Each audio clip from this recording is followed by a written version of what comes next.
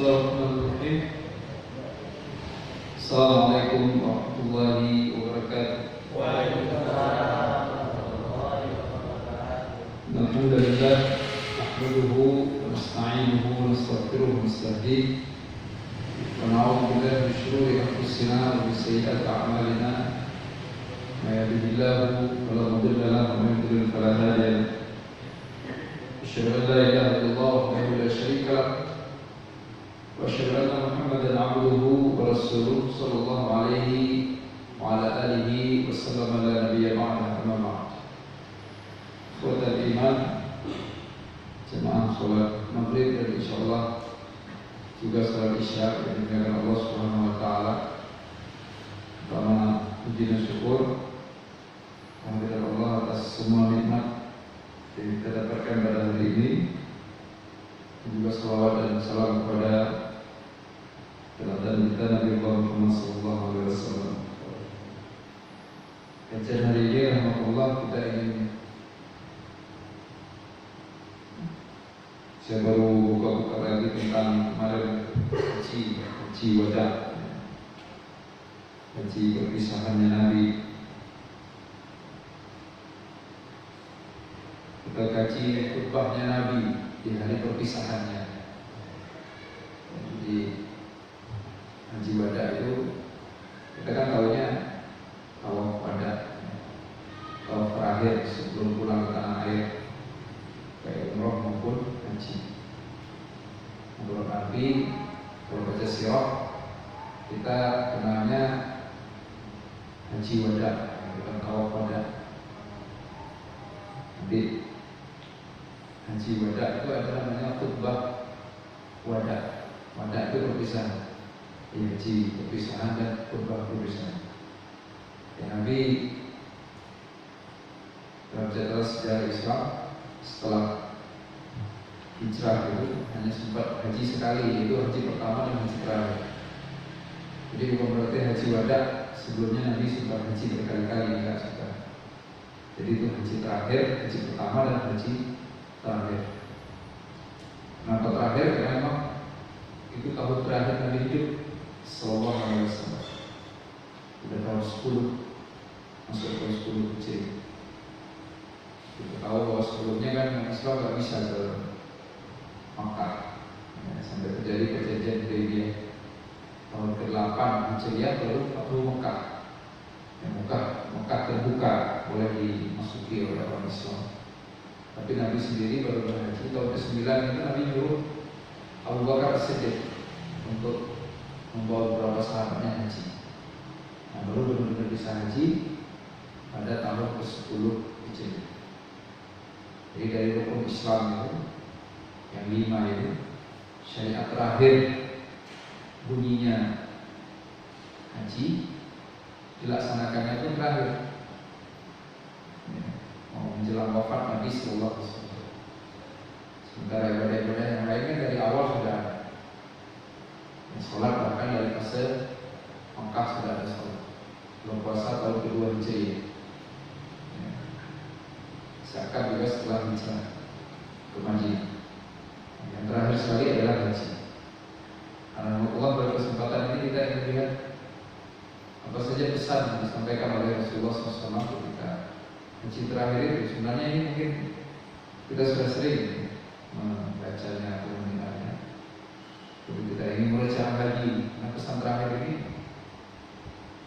oleh banyak ulama dianggap sebagai suatu kesimpulan dari perjalanan Islam atau kesimpulan dari seluruh ajaran Islam yang disampaikan oleh Nabi Muhammad SAW selama 23 tahun masa hidupnya. Jadi kayak kalau dalam tulisan itu semacam abstraknya gitu. Akhirnya intinya itu apa sih?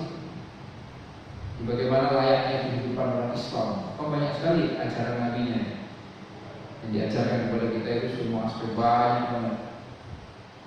Tapi kemudian kita pengen mungkin mulakhis sampai kepada poin-poin penting apa saja sih yang jangan sampai terlewatkan. Jangan sampai kita Islam tapi kelihatannya nggak kayak orang Islam. Ya.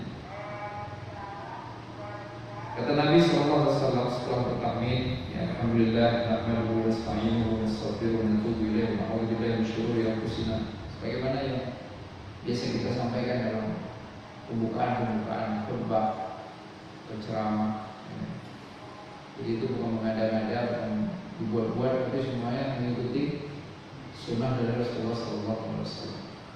Jadi mengawali dengan tahmid dan salawat kepada Nabi SAW. Dan kemudian Nabi mengatakan, usikum ibadallah bittaqwallah wa khutbukum ala ta'atih. Jadi yang pertama sekali, aku mengingatkan kalian untuk bertakwa kepada Allah dan menaati. Jadi itu pesan utama sekali dalam Islam. Nabi di haji wadahnya juga itu yang disampaikan, pesan ketakwaan.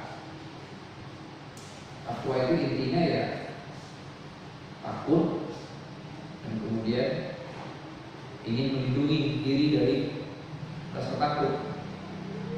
Ya, orang takut mati, maka melindungi dirinya bukan biar dia nggak mati, nggak bisa mati juga kan. Maka dia melindungi apanya? Biar kalau dia mati, dia meninggal, anak istrinya nggak sengsara. Maka dia buatlah polis asuransi kematian. Nah, jadi kita takut sengsara di dunia, celaka di akhirat. Harus ada takut itu. Orang Islam itu kalau nggak takut sengsara, nggak takut celaka di akhirat, ya berarti dia nggak bertakwa, berarti dia nggak Islam. Islam pura-pura. Yang biasanya kita temui orang sekarang hanya takut sengsara di dunia, takut hilang jabatan, takut hilang penghasilan, itu doang. Nggak ada rasa khawatir sama sekali dengan urusan akhirat, sama sekali. Jadi hidup nanti aja. Pokoknya saya harus eksis di dunia. Nggak ada dalam pikirannya itu. Gimana kalau saya dimakan api neraka? Gimana kalau saya dipanggang? Nggak ada perasaan itu sama sekali. Jadi ancaman manusia lebih mengerikan bagi dirinya dibandingkan ancaman Allah. Itu orang begitu dan nggak ada takwa yang begitu. Nah setelah takut sama hilangnya kebahagiaan dunia, hilangnya kesempatan untuk masuk surga, lantas apa yang kita lakukan? Beli polis, jaminan, asuransi, yaitu ketakwaan, lakukan yang diperintah, tinggalkan dilarang. Itu preminya yang harus kita bayar. Kita nggak bayar premi itu, kita nggak lakukan itu, maka kita nggak dapat jaminan kebahagiaan. Jadi nggak perlu uang, kan? Lakukan. Disuruh sama Allah dan Nabi, tinggalkan, dilarang oleh Allah dan Nabi. Itu aja premi asuransinya. Kita bayar rutin. Kapan? Setiap detik dalam hidup ini. Selama kita terus bernyawa, maka selama itu kita harus bayar premi terus. Sebentar aja kita nggak bayar premi, kelihatan. Tiba-tiba anak susah diatur, tiba-tiba istri ngeyel, tiba-tiba jabatan nggak naik-naik, tiba-tiba duit banyak tapi utang udah berlimpah. Begitu kita nggak bayar premi. Preminya lakukan aja apa yang disuruh, tinggalkan dilarang. Itu makanya kenapa antum lihat khutbah Jumat, khutbah Id, Fitri dan juga khutbah sholat istisqa, khutbah sholat apa lagi khusuf, semuanya pesan takwa. Karena memang itu intinya. Ini juga disampaikan oleh Rasulullah SAW. Nah berikutnya, wastaftihu billadhi huwa khair amma ba'du ayuhan nas isma'u minni ubayyin lakum wa inni la adri la'alli la atrakum ba'da 'amin hadha fi mawqifi hadha. Jadi kata Nabi kemudian, wahai manusia sekalian, dengarkan apa yang aku sampaikan. Bisa jadi aku tidak lagi bertemu dengan kalian setelah tahun ini pada tempat ini. Masya Allah, itu kalimat perpisahannya itu. Ya benar, wahai manusia semuanya. Maka Islam itu rahmatan lil alamin. Islam itu adalah untuk semuanya. Islam tidak berbasis suku.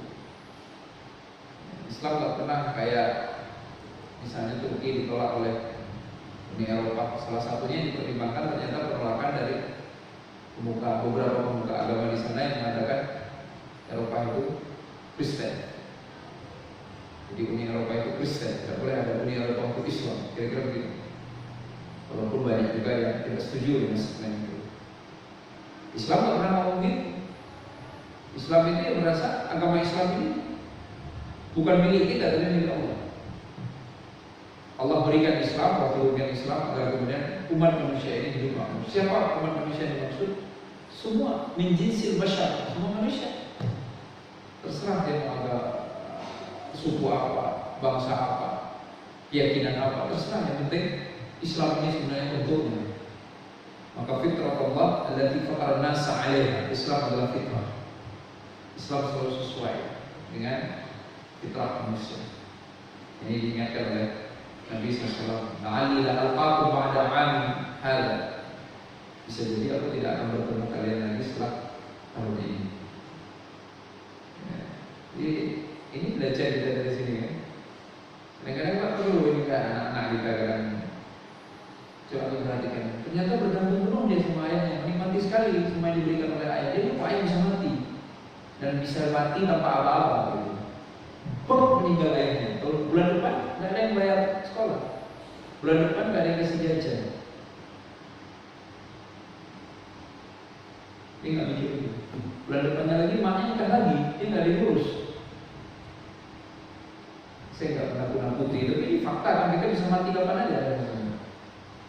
Baru banyak orang sehat meninggal, apalagi yang banyak sakit. Nabi ngomong begini karena Nabi komentar qa'anil hawa in huwa illa wahyun yuha, kan? Tidak berbicara berbasis hawa nafsu, semuanya adalah wahyu. Nabi memang lebih tahu. Kita kan nggak tahu orang meninggal kita, tapi kita sampaikan, ingatkan keluarga kita bahwa kita nggak akan hidup selama-lamanya. Sampaikan ini, anak-anak perlu dibunyikan. Apalagi anak mulai lupa dengan akhiratnya. Susah sekali bangun subuh, menikmati sekali dunianya. Tidak mau sedikit berjuang untuk bisa sholat di masjid misalnya. Tidak mau buka Quran sama sekali, dibunyikan itu. Nah, kalau ayah meninggal, terus kira-kira siapa yang nanggung hidup kamu?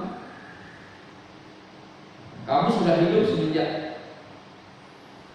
kamu sudah dapat kasih sayang orang tua sejak kamu belum bisa beribadah. Siapa yang menanamkan diri kedua orang tuamu agar sayang kepada dirimu kepada Allah Subhanahu wa taala. Jadi hal-hal yang seperti ini perlu kita bunyikan. Ya, untuk mesti ingat dulu ya, Nabi kan ziarah ke makam ibunya kan, ziarah ke makam ibunya. Terus kata Nabi, aku minta izin sama Allah untuk mendoakan ibu, tapi Allah tidak mengizinkanku. Allah mengizinkanku untuk menziarahi makamnya, kata Nabi SAW.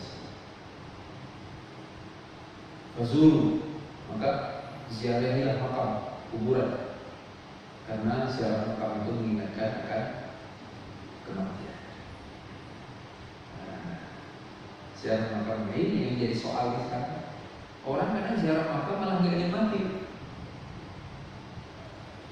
Karena ziarah makam diajak ziarah makam sama sekali nggak ada kebayang bahwa dia akan suatu hari di makam. Kenapa? Berisik, rame-rame, senang-senangan.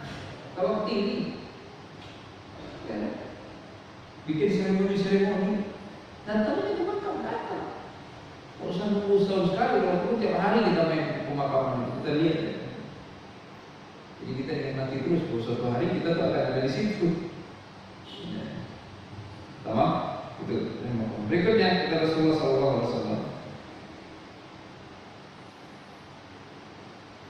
Ya ayuhan nas inna dima'akum wa amwalakum wa a'radakum 'alaikum haram ila an talaqu rabbakum. Sesungguhnya hartamu, darahmu, hartamu dan kehormatanmu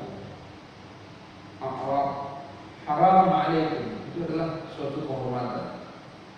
Darah, harta, kewibawaan, kedudukan. Artinya ini wasiat terakhir kan Rasulullah SAW memulainya dengan bahwa aku tidak bisa jadi tidak akan bertemu kalian lagi sekali. Tapi kemudian Nabi memulainya malah bukan soal yang perhatikannya, bukan soal sholat, bukan zakat, bukan puasa, bukan haji, bukan ngaji, tilawah Quran, bukan. Tapi jangan sampai bunuh-bunuhan, jangan sampai menghalalkan darah yang diharamkan oleh Allah, jangan sampai merampas harta, mengambil harta orang lain yang bukan haknya. Intinya itu ajaran Islam ini. Biar orang hidup, biar orang nggak perlu mati sia-sia, biar orang yang bunuh-bunuhan. Nah sekarang apa yang membuat khutbah perpisahan kontennya ini, terus Islam dituduh sebagai agama radikal dan terorisme dengan cara begitu ditangkap teroris ditunjukkanlah alat buktinya Al-Quran. Masuk akal nggak ya? Dan Nabi ngomong dima'akum wa amwalakum haramun alaikum haram. Kalian jangan macam-macam sama darah orang lain, sama harta orang lain. Itu Nabi kita loh yang ngomong. Harusnya kan kalau ada orang dituduh dia teroris apa, dia bersyukur. Ini harus ada Islam yang benar. Ini Nabi Anda ngomong apa ini di Haji Wada itu baca itu. Bukan malah Al-Quran malah jadi barang bukti terorisme. Gimana ceritanya? Jadi kan itu terjadi ya. Nggak masuk akal. Antum makin belajar Islam itu makin kelihatan keanehan-keanehan yang direkayasa oleh orang-orang yang sebenarnya sangat benci kepada Islam. Sayangnya, kemudian aktornya itu orang Islam yang tidak pernah serius belajar Islam, tapi merasa tahu banyak tentang Islam. Musibah. Itu sama kayak supir bis antar kota, antar provinsi, tiba-tiba di pesawat dia bilang, masa saya bawa bis tiap malam saya nggak bisa bawa pesawat. Ya, itu sama juga kayak yang di-share di mana-mana itu. Wah enak kerja di rumah sakit, lama-lama bisa jadi dokter walaupun saya sekarang seorang hobi. Bukan gitu. Kerja berbayar bagus-bagus nanti naik pangkatnya. Begitu cara berpikir kita. Alhamdulillah bisa deh. Urusan dunia kita cerdas sekali. Kenapa urusan agama tiba-tiba jadi aneh banyak orang ini? Seolah-olah cukup dia dilahirkan dari mak ayahnya Islam, dia langsung paham semuanya soal Islam. Dukun aja Pak, nggak ada melahirkan anak otomatis jadi dukun. Itu yang jelas-jelas masih. Sekarang ilmu agama lagi, mana ada yang otomatis? Emang kita nabi?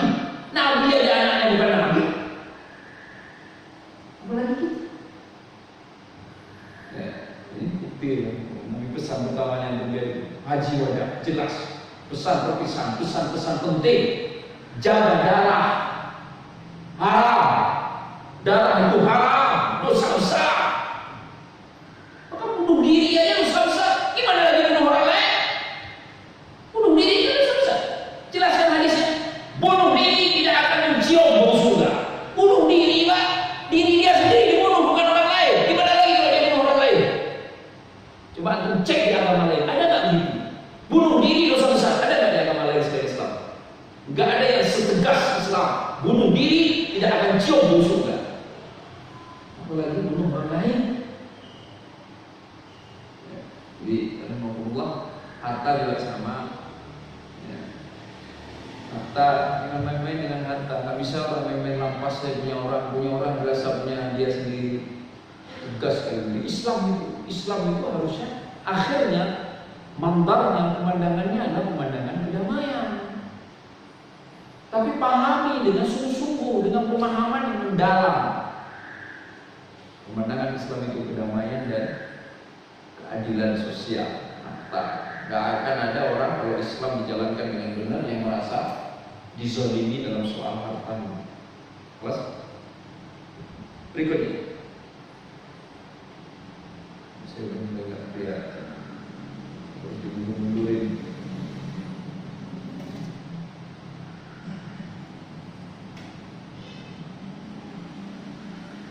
Innakum satalqawna rabbakum fayas'alukum an a'malikum wa qad balagtum. Kalian akan bertemu dengan Rabb kalian dan kalian akan ditanya tentang perbuatan kalian. Nah, ini berikutnya. Nanti kalian akan bertemu dengan Rabb kalian sendiri dan Rabb akan bertanya kepada kalian apa yang kalian lakukan selama perbuatan. Berat rahmatullah, karena bahkan 30 tidak berbuat apa-apa pun sebenarnya kita berbuat tidak berbuat namanya. Memilih untuk tidak melakukan itu akan dipertanyakan bahwa memilih kan perbuatan. Walaupun pilihan itu kita buat dalam hati kita, dalam pikiran kita.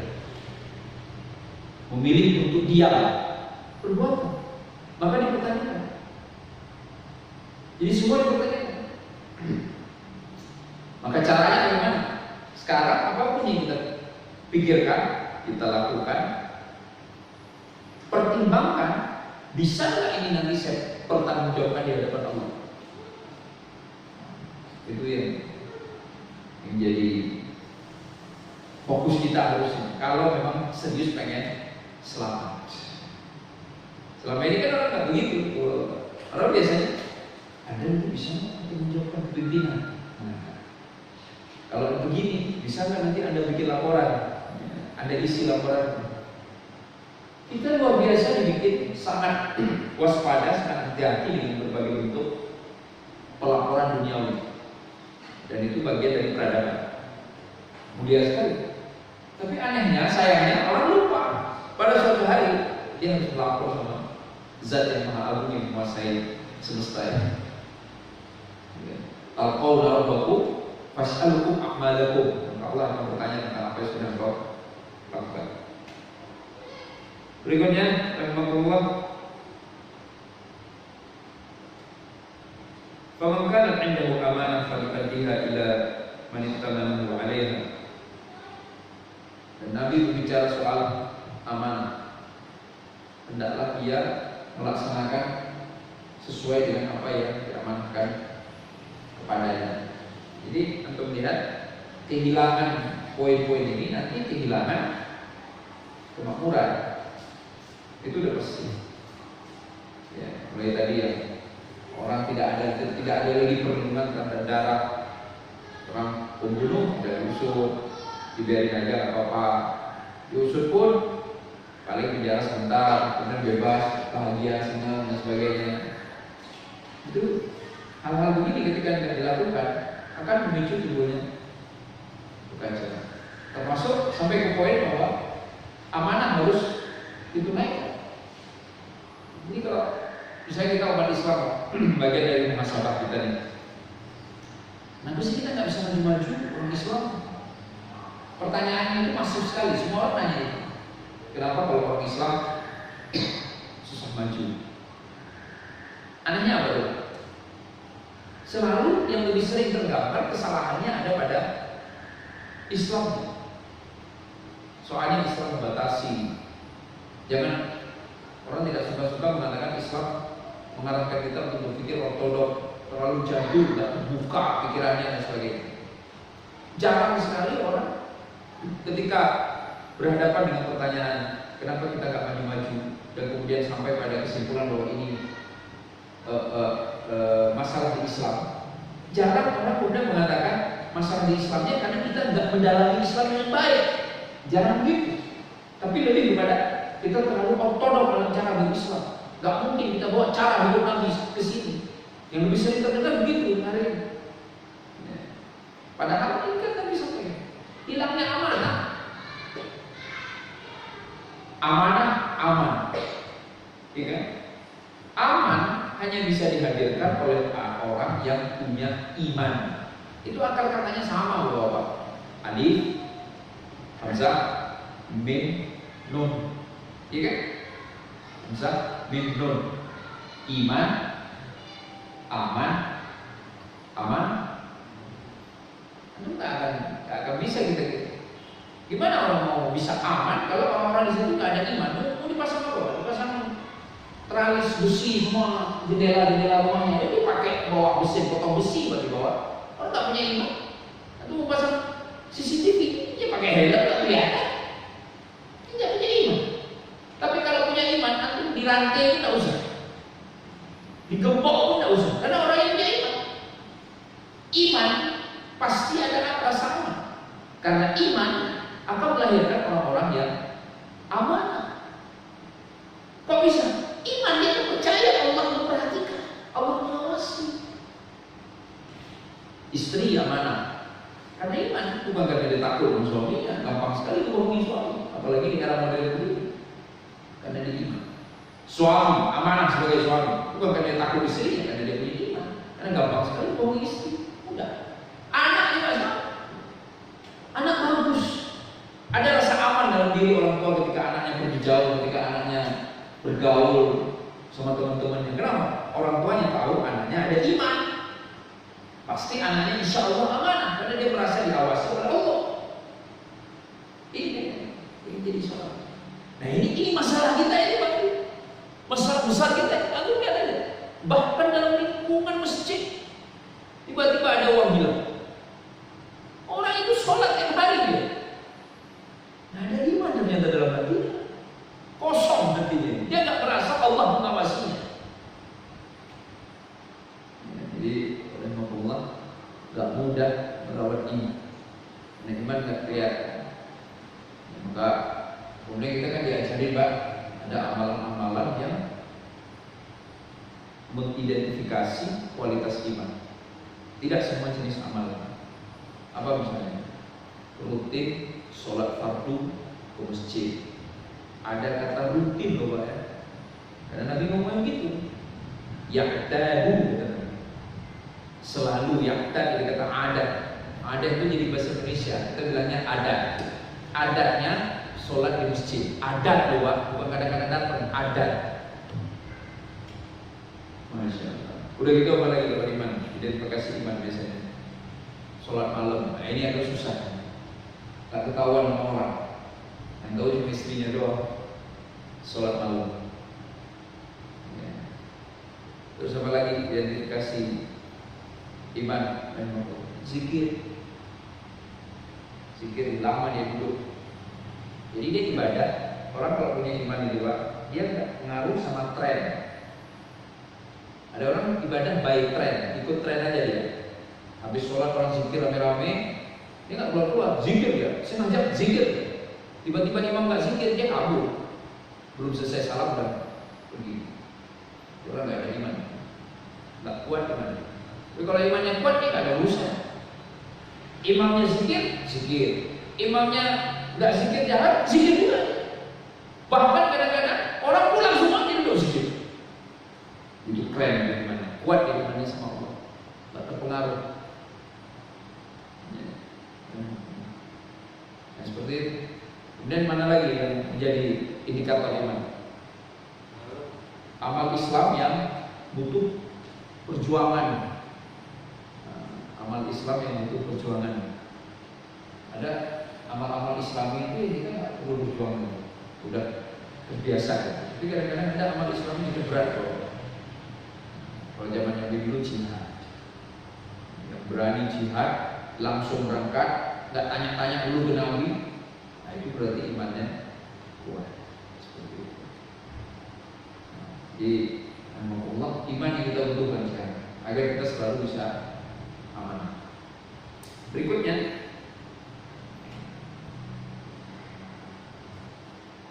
wa inna kulla riba mawdu' walakin lakum ru'usu amwalikum la tadlimun wa la tudlamun.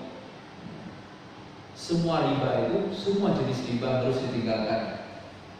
Kalian berhak atas modal, kalian berhak atas harta kalian sendiri. Tidak dizalimi, tidak juga dizalimi. Jadi di pesan terakhir itu tidak semua jenis ibadah disebut, tidak semua jenis larangan disebut. Ada beberapa jenis ibadah, beberapa jenis larangan, ada beberapa jenis akhlakul karimah. Tadi diantaranya soal amanah. Nah, sekarang soal yang haram, apa yang nggak boleh kita lakukan? Riba. Riba secara khusus disebut di terakhir itu. Maka jangan sampai perkara riba ini dianggap sebagai perkara yang biasa. Harus ada upaya, baik secara personal maupun secara umum.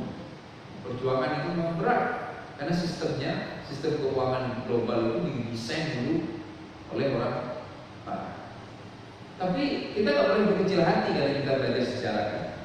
Ketika Nabi berdakwah, kehidupan Mekah sudah terdesain dengan sebegitunya, sudah jadi formatnya, yang desain jadi dia. Tapi Nabi bisa rubah itu dalam kurun waktu yang sangat singkat. Artinya kita juga bisa. Ya kan? Sistem keuangan Islami hari ini nggak ada lagi dipandang sebelah mata. Sayangnya apa Pak? Yang paling sedih itu apa coba? Ada hari ini orang Islam, satu pun dia nggak punya rekening bank syariah. Itu yang paling sedih. Itu yang bikin kita sedih banget. Dia Islam, rekening bank banyak, tapi syariah satu pun nggak punya. Dan dia merasa baik-baik saja. Ini jelas loh Pak, riba itu jelas disebut di wasiat terakhir Nabi. Tanpa ada upaya serius, perkara berhasil atau tidak upaya itu lain ceritanya kan. Tugas kita usaha. Di antaranya dia punya rekeningnya. Kalau nggak punya rekening terus kita mau bilang saya serius tidak suka riba. Sementara kita punya rekening bank lain. Saya ada kenal orang bahwa dia nggak suka riba. Apa yang dilakukan? Dia beneran nggak punya rekening bank. Nah itu baru benar. Dia nggak punya rekening bank syariah, dia nggak punya rekening bank konvensional. Tapi ini enggak, ngaji selalu, ke masjid rutin. Ditanya riba, saya nggak mau riba haram. Tapi rekening banknya semuanya konvensional. Gimana ceritanya? Dan tidak merasa selamat. Ini musibah kita. Minimal punya, ya kan? Minimal punya. Begitu punya, dana-dana kita ini konven itu kita langsung transfer ke sana. Transaksi kita pakai transaksi Islam. Itu jauh lebih baik, jauh lebih baik. Sehingga kita tahu, sehingga kita kenal, sehingga ada upaya serius untuk mentransformasi sistem keuangan yang sedang kita jalankan. Baik, berikutnya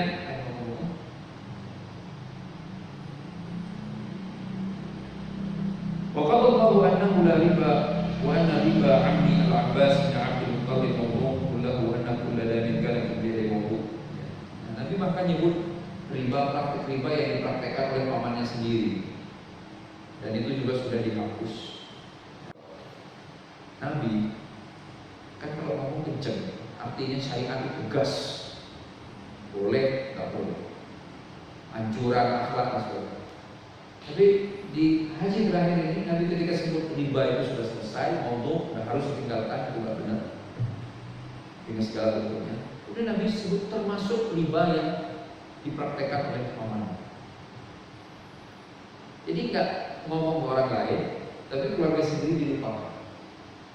Ngomong ke yang lain, tapi diri sendiri, di rumah sendiri lupa. Nggak seperti itu.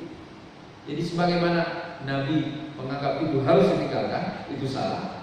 Termasuk juga Nabi menganggap apa yang dilakukan oleh pamannya sendiri, apa yang dilakukan oleh keluarga, itu juga harus ditinggalkan.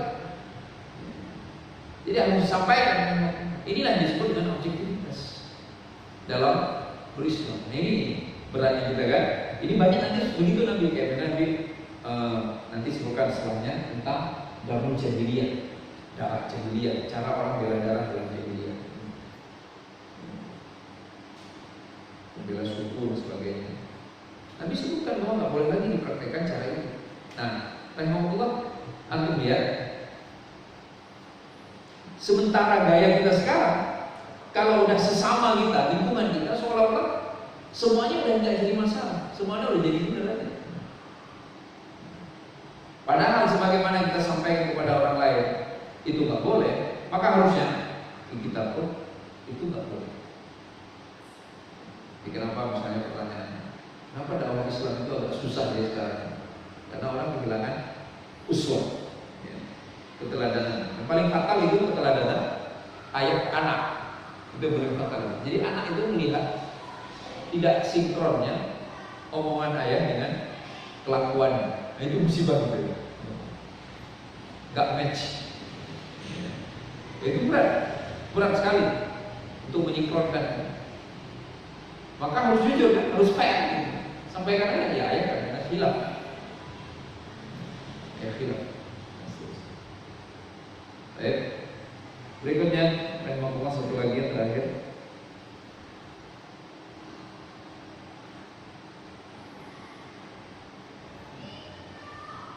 Wa inna ma'athar al-jahiliyah mawdu' al-sadalah was-siqayah wal-amal wa shibhul 'amdi ma qutila bil 'asa wal hajar wa fihi mi'ah.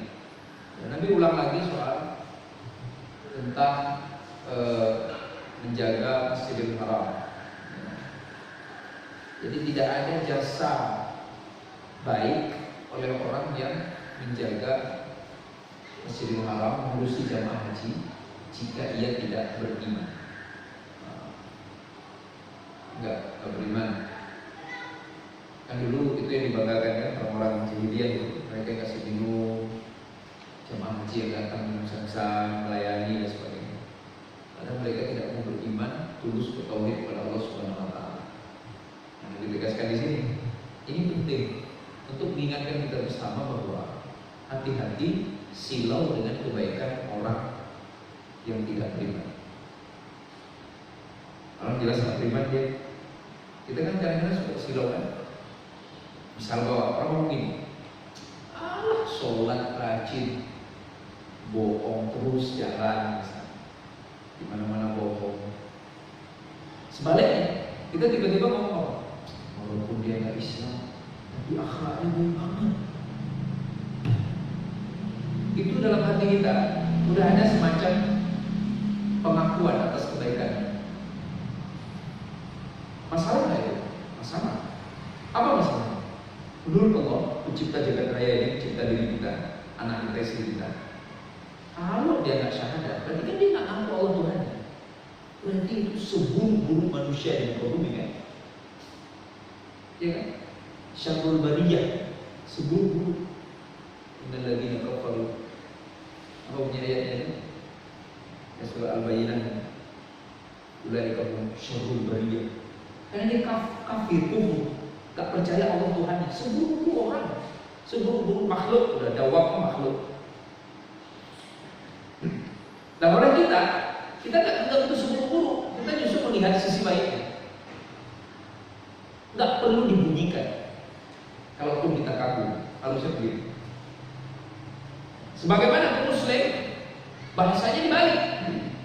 Dia rajin sholat, rajin infak, rajin tilawah Al-Quran. Semoga Allah luruskan akhlaknya, Allah perbaiki perangannya. Itu mungkin yang Allah ini panjang ya firman-Nya. Di dalam kesempatan yang lain kita bahas lagi. Setidaknya itu yang di awal khutbah wada yang disampaikan oleh Rasulullah SAW. Mudah-mudahan bisa menjadi kebaikan kita bersama. Mudah-mudahan kita bisa mengikuti nasihat dari Rasulullah SAW. Ada pertanyaan? Bapak.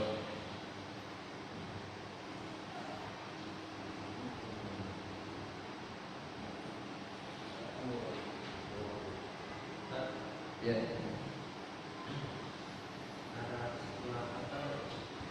Malu itu sebagian dari Islam. Al-haya'u minal iman.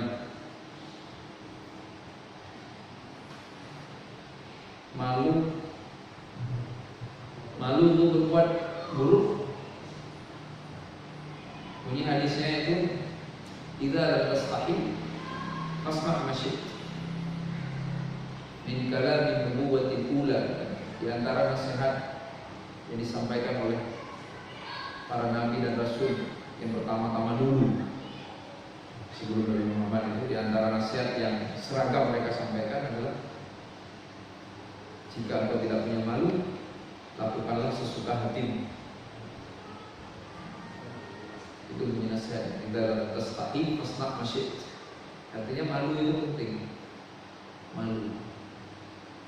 Ya, malu ketahuan buruk. Itu kan penting. Ya, artinya jika engkau tidak malu maka lakukanlah sesuka hatimu. Yang pertama, kita begitu tahu mana yang benar mana yang salah, maka pasti malu kalau ketahuan salah. Yang kedua, begitu malu ketahuan salah, maka tidak bersedia berbuat salah. Yang ketiga, tidak bersedia pun kita pasti salah, karena kita makhluk yang gampang sekali tergelincir. Nah, kalau orang punya rasa malu ketika dia bersalah, dia akan berjuang untuk segera menutupi kesalahannya dengan amal soleh. Itu tiga itu maknanya. Jadi startnya yang harus kita tahu. Mulainya dari mana? Mulainya dari belajar mana yang boleh, mana yang tidak.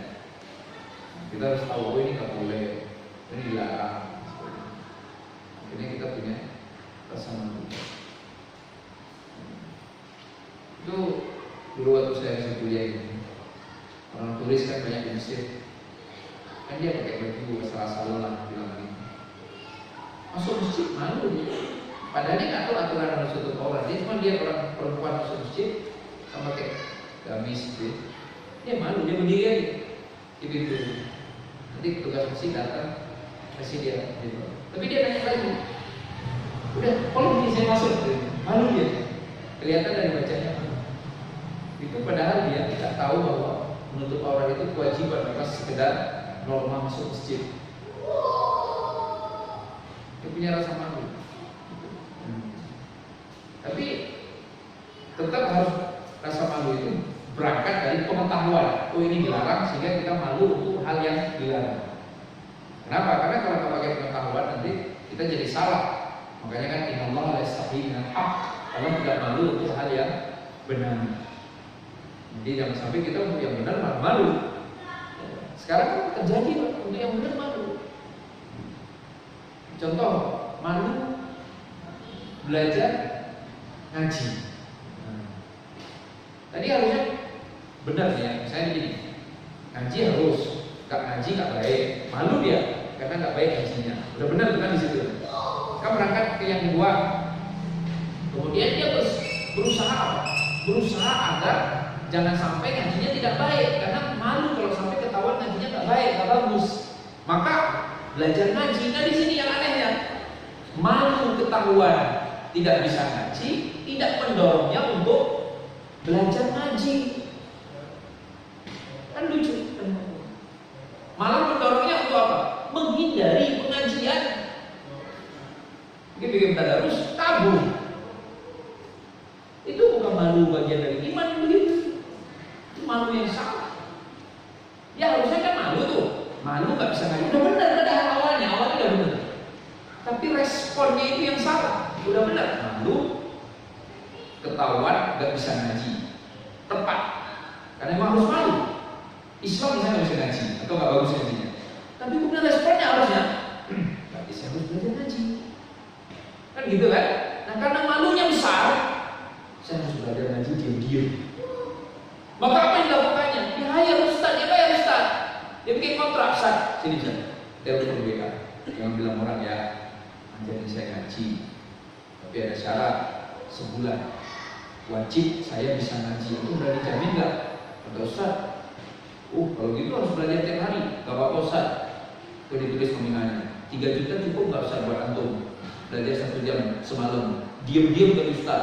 Lokasinya nggak boleh ada orang tahu. Siap kata Ustaz. Tulis lagi syaratnya, Ustaz. Kalau setelah sebulan saya nggak bisa ngaji, duit antum nggak jadi dibayar ya? Oke, ya Ustaz, nggak masalah. Itu dong. Itu antum lihat pemain bola itu. Nonton bola kan itu? Zidane orang mana? Main bola di mana dulu? Madrid kan? Bisa nggak di Liga Spanyol? Bisa nggak? Jauh kan?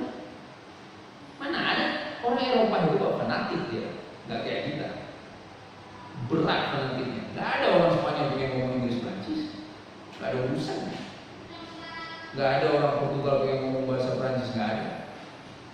Tapi begitu, makanya dampaknya pemain bola datang dari manapun, datang ke negara mereka, jangan coba-coba bicara dengan bahasa selain bahasa negara setempat. Belajar, dan nggak perlu lama, nggak 5 tahun, 10 tahun belajar. Nah, 5 tahun udah nggak disewa lagi lah. Orang disewa paling lama setahun, 2 tahun, 2 musim sudah selesai. Belajar, private belajar, cepat belajar. Bayar mahal. Demi apa Pak? Dunia apa akhirat? Kita demi akhirat, malunya toh responnya tidak ada. Itu yang terjadi. Itu musibah kita itu. Gak mahal kan? Nanti bisa nanti 3 juta doang Pak sebulan bisa ngaji, enak kan? Ini untuk misalnya ditemui sama Ustaz Haris atau sama Pak Ketua yang sekarang. Ini Ini kita tadarus Ramadan ini. Untuk waktu ini ngaji saya hancur banget ya. Diam-diam aja kan? Nggak apa-apa, 5 juta juga oke. Kontrak sama Ustaz, tapi sebulan ini saya bisa ngaji ya. Berani nggak itu Ustaz?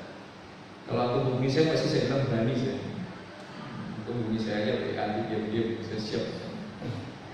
Ya. Jadi hukum seperti itu ya Pak ya. Jangan sampai salah malunya. Ya, malu udah benar. Cuma respon kita yang jadi soal kan. Ada lagi yang lain? Sudah isya belum? Belum. Silakan. Ya Pak. Siapa tadi? Silakan.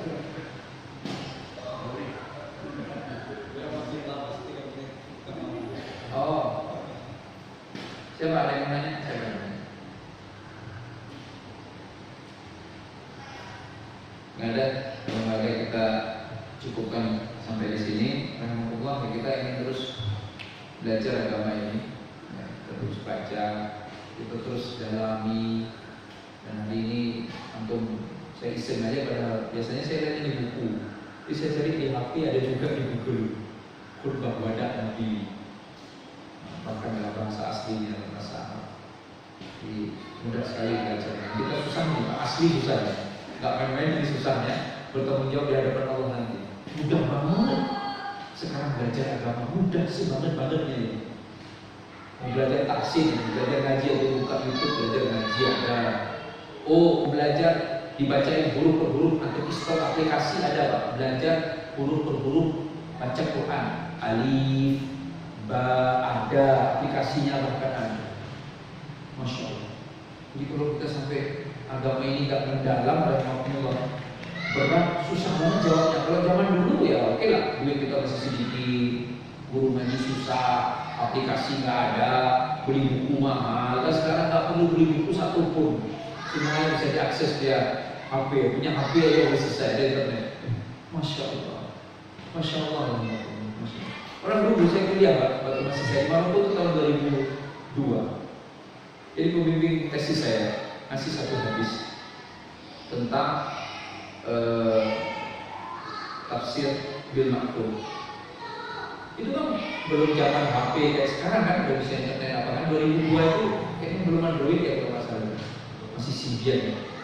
Saya Pak seminggu nyari satu hadis di perpus itu, dari pagi makan siang perpus lagi, seminggu 7 hari di 3 perpustakaan di kota Tetuan itu tempat saya kuliah di Maroko. Baru ketemu hadis itu. Bisa bayangkan. Sekarang nulis aja, tanya aja bisa pemimpinnya.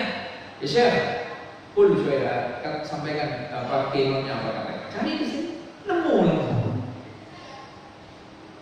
Luar biasa Allah mudah kan gitu ya. Luar biasa Allah mudah.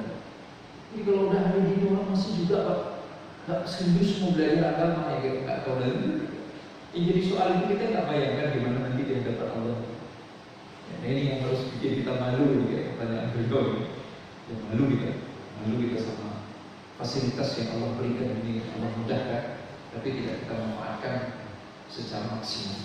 Mungkin ini bisa disampaikan, semoga ada manfaatnya bagi kita bersama. Mohon maaf jika ada yang keliruan. Untuk kafaratul majelis, warahmatullahi wabarakatuh. Saudara dan peserta Assalamualaikum warahmatullahi wabarakatuh.